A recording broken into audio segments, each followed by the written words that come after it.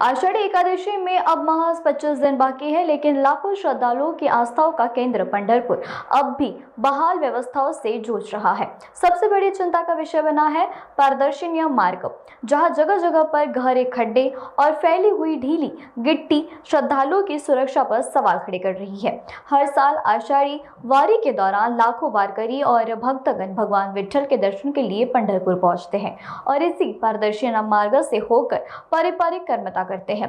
लेकिन इस बार बारिश के चलते गड्ढों में पानी भर गया है, जबकि इस जगह पर ढीली गिट्टी होने से फिसलकर हादसा होने का खतरा बढ़ गया है।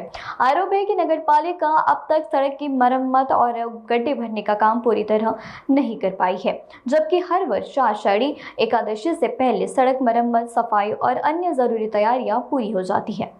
जय महाराष्ट्र। मी युवराज विजय गोमेवाडीकर, शिवसेना शहर प्रमुख उद्धव बाळासाहेब ठाकरे गट। आज पंढरपूरच्या यात्रा काळासंबंधात एक विषय आहे, त्या संदर्भात मी आपल्या माध्यमातून शासनापर्यंत एक विनंती करतोय की प्रदक्षिणा मार्गावरती जे खड्डे पडलेले आहेत ते खड्डे त्वरित बुजवून घ्यावेत। आज आषाढी यात्रेसाठी पंढरपूरमध्ये लाखो भाविक येतात। 20 ते 22 लाख पब्लिक पंढरपूरमध्ये असतात प्रत्येक वर्षी।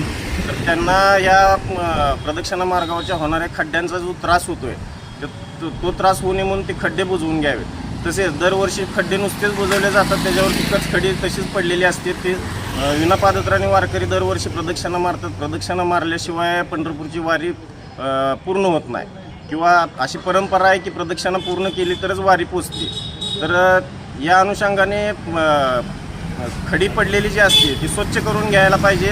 दरवेळेला कॉन्ट्रॅक्टदारला कॉन्ट्रॅक्ट दिलं जातं आणि त्यानंतर त्याच्यावरती काय प्रशासन लक्ष देत नाही। खड्डे बुजवले आहेत, त्याच्यावरची खडी स्वच्छ केली आहे नाही केली आहे याकडे पूर्ण दुर्लक्ष असतं। तर आपल्या माध्यमातून मी एक सरकारला आणि प्रशासनाला विनंती करतो की कचखडी पडलेली आहे, तसेच धूळ माती सगळं खड्डे बुजवल्यानंतर ते सुद्धा स्वच्छ केलं पाहिजे, अशी माझी सरकारला एक नम्रतेची विनंती।